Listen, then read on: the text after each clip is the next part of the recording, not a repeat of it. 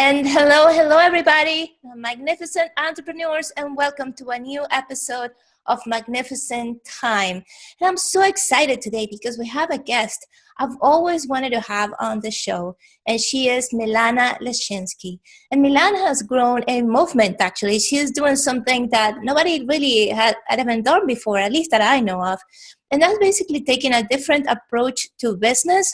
So you get rid of all the overwhelm and the stress and feeling that you always have to be on, working, and you really don't enjoy the fruits of your labor, really, your results. What happened to Milana is really interesting, and she's going to share her story here. And she's also going to share her simplicity principle. And it's something that you can use in your own business to, once again, get rid of that overwhelm and really do what you love and feel the joy of creating that magnificent business that you've always envisioned. So I'm going to tell you a little bit more about Milana.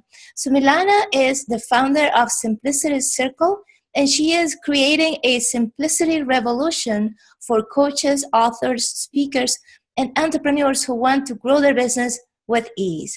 Creator of Recurring Revenue Revolution, author of Coaching Millions, co-founder of JV Insider Circle, and an inventor of telesummit, Milana is known as a serial entrepreneur and paradigm shifter by many luminaries. She came from Soviet Ukraine 25 years ago as a classical musician with zero knowledge of the business world and has built multiple 6- and 7-figure businesses. Today, she's passionate about showing entrepreneurs how to use simplicity as a growth strategy. So goodbye complexity, she says, and goodbye overwhelm. Hello simplicity, profits, and ease. And you can connect with Milana at simplicitycircle.com. The simplicitycircle.com. And welcome, Milana. So happy to have you on the show. Thank you, Flores. It's great to be here. You told almost my whole story. Well, it's wonderful and amazing everything you have accomplished. And I met you on a JV Insider Circle, and I knew how driven you were and all of that. And then you announced that you were actually leaving that business and actually creating this revolution. So I'd love for you to share your story. That I guess occurrence, whatever happened that led you to make that dramatic decision. I would love to hear that. Yeah, I love that you call it a dramatic decision because that's exactly what it was. I spent, 3 years building a company. I had businesses before, and then the company that I was building over the last 3.5 years, I was really invested in its success and really building up to $1 million revenue mark. And it was like the holy grail of the success, right? That's what we think. You reach $1 million, bam, you're successful. Mm-hmm. And so I was really pushing myself and striving to achieve that level of income, except when it actually happened, I didn't even notice it. Because I was so busy working and I was so busy marketing, running the business, working with the team, with clients, putting the event together, just all the moving pieces of running a business preoccupied my mind, my body, my family life, like everything was about business. So I started having panic attacks, which I never heard about before. And so I started doing some research to find out why they may be happening. There's a gazillion of reasons people will tell you. But to me, it was a sign that something had to change. And I made a decision to sell half of my business to my business partner at the time. And I just took a sabbatical for a few months, just literally everything stopped. And at first I was very uncomfortable in that space because I was so used to constantly launching a brand, pushing a message. It was always about forward, go, go, go. And then when I signed the agreement and I had no business, suddenly there was nothing. Who am I? What do I do with my time, with my life? It was a very uncomfortable place. I've never been in a place like that before. I've always known where I'm going next. But suddenly it was like, so I had to really rethink about what success what happiness, what life meant, but also what kind of business. I knew I would be starting a business. I didn't know what kind. And so I needed to figure out, is there another way to build a successful business? And so that's when the idea of simplicity came to me as I was watching all this complexity in our industry unravel. A lot of entrepreneurs really create overwhelm, frustration. I ended up talking to hundreds of entrepreneurs at different levels who were all overwhelmed, stressed out, confused. Who has the right system? Which blueprint do I follow? Which button do I push to do what I need to do? And so I needed to figure out, what is the most simple way to create success? And that's why I discovered this quote by Albert Einstein. And it's the simplicity principle, that everything should be as simple as possible and no simpler. And the question that Einstein did not answer is, where does simplicity come from? What is simple? Because what's simple to you may be complex to me, and vice versa, right? So that is the mission that became my mission, to figure out what is simple and what is simplicity. And I figured that out. So I can talk more about that. Well, that's a beautiful story. And, there are different things that I was kind of thinking as you were speaking.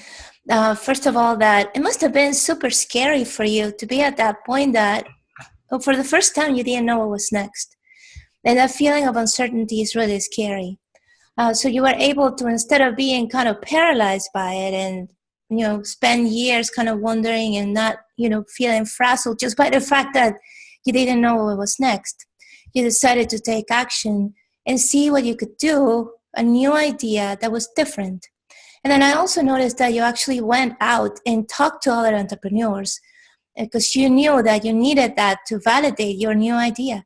It's not like you said, oh, I have this idea, I'm just going to go ahead and put all my energy into it without really knowing if it's a common problem, and you did. And I remember actually that process. I witnessed the process of you going out there and asking all these entrepreneurs what they were feeling. So you knew it was a valid idea. And then here you are, with this new movement. So I think you're creating something beautiful. But at the same time, for somebody who's out there feeling like they have to, work and work, because if they don't work hard enough, they're not going to achieve results. And based on what you're experiencing right now, what can you tell them to kind of reassure them that that's really might not be the way to really grow their business? Yeah, it's interesting because when I started interviewing people, kind of like when I walked away from my company last year, it felt to me like I just jumped off a fast moving train. There was so much happening, and then suddenly it stopped. And it was good and bad. Good because I no longer had to worry about all the things that I left behind, all those problems that come with running a business. Bad because I didn't know what to do next. And I was very much lost. And I wanted to find a way to grow my business with ease. And I didn't know what that meant. And so I started exploring. I started talking to people. Do you believe that you can grow your business with ease? And most people said no. No, you have to make sacrifices. You have to work hard. You have to work late hours. You have to. I heard a lot of that. Yeah. And maybe there is time. There is a time for working hard. And I call that temporary complexity. When you do something so that on the other side of it, simplicity happens. For example, one of the things that I decided that I want to learn is how to use a software, shopping cart software called Infusionsoft. And most people are very confused by it. They're calling it Confusionsoft, right? But I felt that if I were to learn it, it would give me the freedom that I really want to do things when I want to do. Not everybody, it's not right for everybody, but I chose to learn it. So I chose temporary complexity so that I could then see simplicity. Now, anytime I want to tweak an email or send out a broadcast or look something up, I don't have to wait until the weekend is over. I can just go and do it myself instead of waiting for my virtual assistant to do that. But the simplicity starts with a mindset. I saw people at different spectrum of success. So there are people who are sort of like making $30,000 to $50,000 a year as an entrepreneur, coach, author, speaker, expert, information marketer, and they're confused about which way to go. There's so many directions, so many mentors, so many blueprints and systems, right? And the overwhelm happened from that perspective. And then on the other spectrum of business success, there are people who are already successful. They are making multiple six figures, maybe even approaching $1 million. And their overwhelm comes from running a big business, a big team, doing a lot of projects, overlapping goals and objectives. And so all of that creates a lot of complexity. Right? And so the mindset of simplicity basically says that focus on the essentials that truly matter. Choose clarity over confusion. Focus on doing less and making more. And whatever less that you're focusing on, it's the thing that will make the most difference, right? It's the thing that will create the most impact. And most importantly, ignore the noise out there and trust your own voice, your own inner voice. That's the one thing that I needed to learn how to do better. Because in our industry, we have gurus, right? And we love watching what gurus are doing. Like, let's see what he's doing. You know, how did she do that? Oh, I love what she's done. I want to do the same thing. Or let's go ask this person, how did they do it? And when I walked away from the business last year, I gained a lot of perspective around this notion of a guru. I call it the cult of the guru. Is when you ask the guru or the expert that you really admire, when you watch what they're doing, their answer will probably come from a place of what worked for them. Right? So whenever you see something like, this is the fastest, the best, the easiest way to achieve the result, all it means is that it's the fastest and easiest and best way for them. But you are your own person. You have your own interests, goals, passions, natural abilities, super skills, things that you do that create results with ease. Why would you want to follow someone else? You can learn from someone else. I'm not saying don't, stop learning. Observe everything, but have a filter. I call it the simplicity filter. Only take on the things that you know you can leverage because it builds on your super skills, on the things that you have as a strength, right? Because I can do anything. I can speak on stage, I can go network, I can write a book, I can do all of those things. But what I'm really good at is this, and that. And those are the three things I choose to focus on. Right. And those are the things that will bring results. I love that.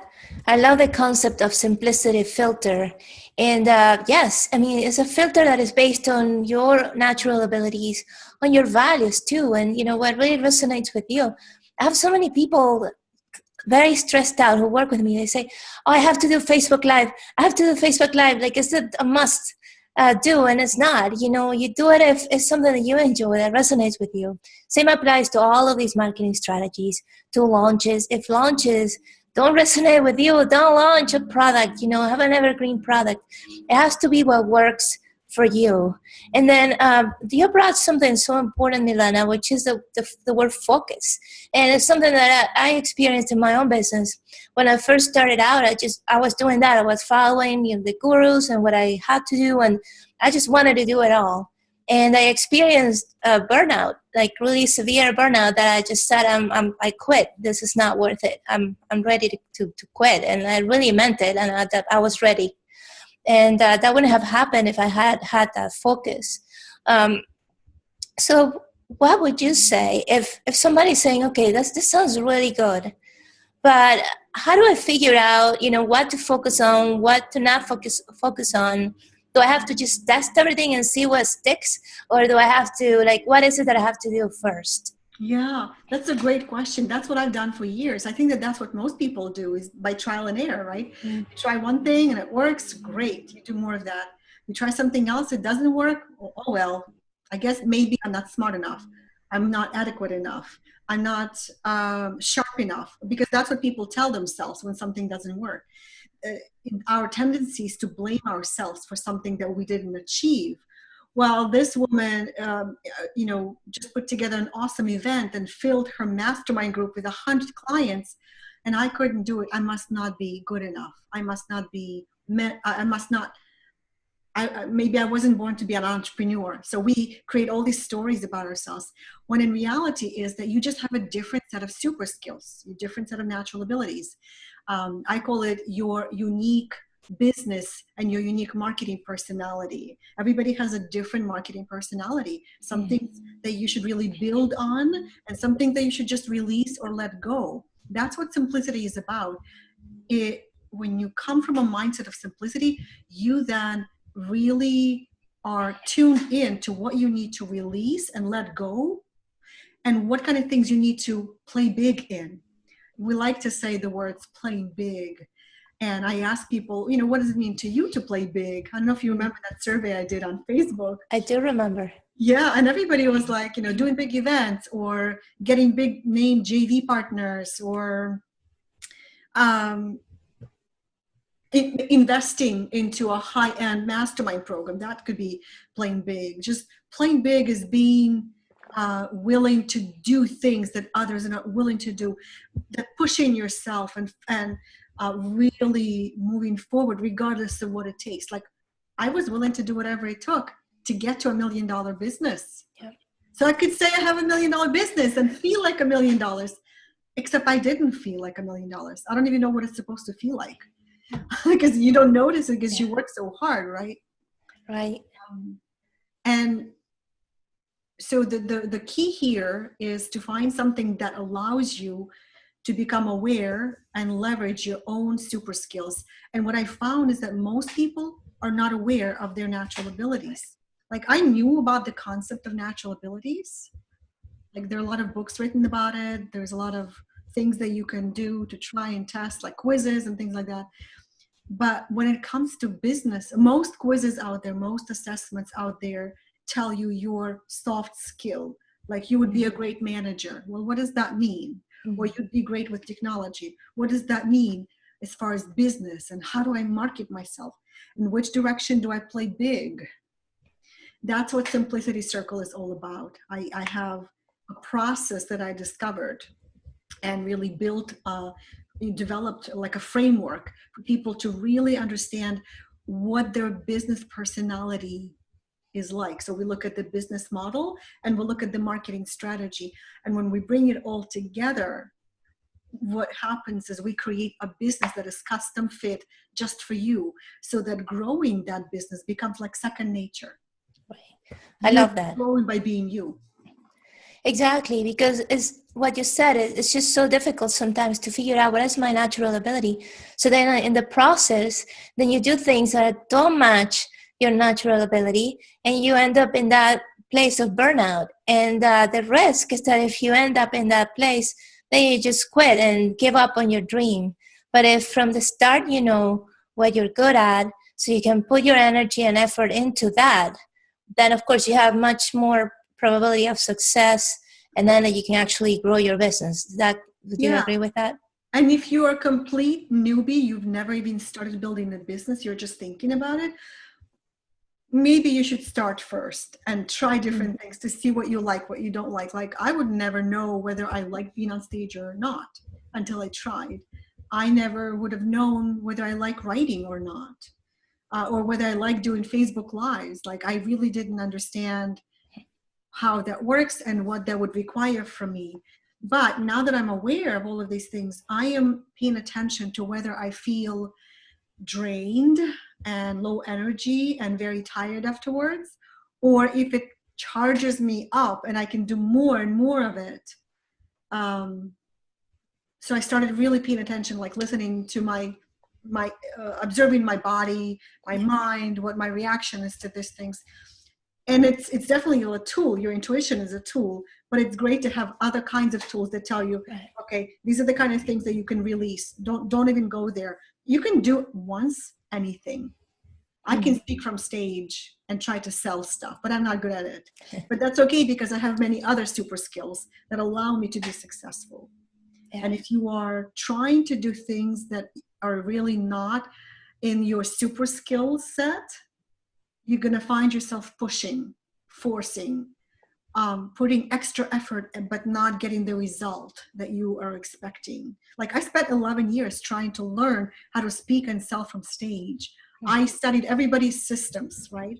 And I still didn't get where I thought I should be. 11 years, come on, I should be like a PhD in speak to sell model, but it didn't work for me for whatever reason, right? So, but then other things work really well with ease, something I wake up and I can't wait to get to do.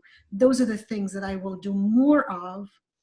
And those are the things that will create more results as well. So I encourage you, if you're watching or if you're listening to this, to start paying attention and to really start thinking about what are my super skills. And of course, I have the tools to support you in it within Simplicity Circle, but that's the first step, is to start observing where you're pushing. Exactly. I was thinking about something that Dr. Wayne Dyer used to say, that you can achieve pretty much anything you want as long as it feels natural. Because I remember he remembered this man who came to him. I think there was a reporter who was like 5'1", and then he said, "So that means I can be an NBA player?" I said, "Well, does that feel natural to you?" "Oh no, I guess not, right?" So that's the way it goes. So now that you have created Simplicity Circle, why don't you tell us more about exactly what it is? Is it a program that people follow? Like how exactly is it structured? And what do you see? What do you envision for the program in the future? Yeah, it's definitely a program. It really is based on a framework that I put together, that I discovered. The more interviewing and surveying and searching I did, and I talked to organizational psychologists and entrepreneurial psychologists, like to see how do people really figure out what is going to work for them. So I created this framework for people to really come into a complete alignment with where they're going to succeed the most. I call it your simplicity zone, because that's where you're going to experience the most results, is in your simplicity zone, right? So it is a program. I run it twice a year. So the next time it's going to be in a few months. But in the meantime, it's an online program where I work with people over the phone. It's like a virtual workshop, 10-week workshop, and then we get together in a live retreat where we solidify all the ideas and the business model, the marketing strategy that becomes part of how you're going to grow from now on. People are loving it. Like from the first module, which is where we identify simplicity filter, people are saying to me, Milana, this should be taught in middle school, because not only am I using the simplicity filter in my business, but also in all of my life decision-making process. So that is really helpful. And then kind of building everything to bring in alignment, kind of recalibrate, regardless of where you are, whether you're making $30,000 or $100,000 and feeling like, okay, it's pushing. So we are really looking at the process of bringing it all together. Yeah. And in the meantime, while I'm currently running the program, and the next time is going to be in a couple of months, you are welcome to actually, I'm sure you're going to give the link, but what I do is I give people a quiz, and I call it Simplicity Scale Quiz. And it tells you how much complexity you have in your business right now, based on how you feel, and based on where you are in your business. It tells you whether that complexity is draining you, holding you back, frustrating you, stressing you out. Because a lot of people want to grow their business, but they don't know how to do it with more ease. So they're trying different things. They're listening to different mentors. They are inspired by different people. Like, we're all inspired by successful people. What's missing in that equation is, well, just because that person was successful that way doesn't mean you're going to be successful in the very same way. So there must be a consideration for your personality, your unique personality. So Simplicity Scale Quiz is going to get you started and tell you how much complexity you have in your business right now, and if that's what's keeping your business, in friction, in that friction between you and your business. That's perfect. And I do have the link actually right now is simplicityscircle.com/free gift. One word, free gift. And I will have that also in the show notes on my site so people can, click on it and take the survey, the quiz. I think this is great. So what I'd like to ask you now, Milana, is your life, I'm sure, has changed a lot. So why don't you tell us about your life now? Like what are you doing now? What kind of life do you lead, and how do you feel about it? I'm so glad you asked. I used to say to people, my business is my life because I loved it so much. But in the last 3 years, where I found myself pushing and forcing and struggling, and no matter how much I pushed and worked, I still didn't grow beyond what I thought I should. So something was off, like my effort wasn't paying off. I realized that my business is not my life. My life is my life. And so that time that I had after I walked away from my business, those few months, I discovered that I still can write music. So not only did I write a new piece, I actually produced it with the help of a good friend that you may know as well, David DeGiorgio. He arranged my music for 3 instruments, and we went into a recording studio and recorded it. And it's actually on my website. If you go to milana.com, you'll see that it's on my website under the music tab. You can listen to it. I'm still doing ballroom dancing. I started doing yoga. I do meditation. I've never done meditation before. So I started doing a lot more self-care. They say that panic attacks happen as a result of anxiety.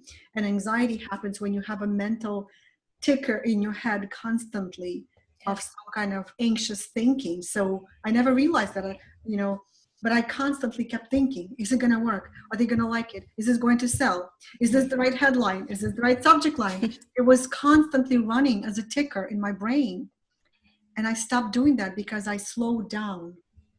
My life is much slower.